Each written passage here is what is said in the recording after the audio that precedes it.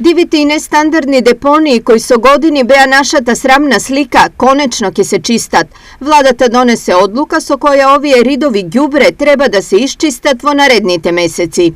Врз основа на информацијата за статусот на реализација на подготвителните активности поврзани со проектот за затворање на нерегуларните депонии и ѓубришта во источниот и североисточниот регион, владата донесе одлука за затворање на дивите депонии и ѓубришта во 18 општини од источниот и североисточниот регион, со која се опфатени над 30 диви ѓубришта.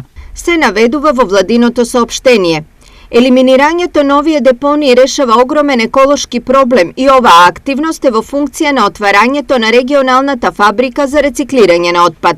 За колкава количина на отпад што треба да се исчисти, станува збор. Количините на отпад во источен и североисточен плански регион се околу 100.000 метри кубни. Меѓутоа нема целосно да се дислоцира целиот овој отпад, затоа што некои депонии во зависност од количината ќе бидат различно третирани. Например, тие 2000 метри кубни за диви депонии изборуваме, ќе бидат целокупниот отпад ќе се утовара, ќе се транспортира и ќе се носи. Меѓутоа, оние што се поголеми депонии ќе се конзервираат на друг начин. На местата од каде отпадот ќе биде отстранет, општините имаат нова обврска.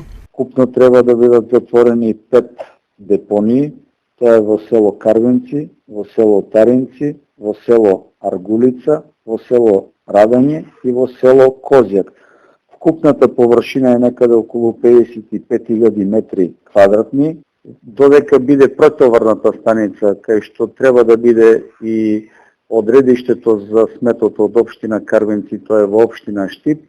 Ние како општина ќе треба да најдеме едновремено решение, тоа е времена локација која што ќе биде уредена за времено одлагање на овој смет додека бидат овие постројки изградени.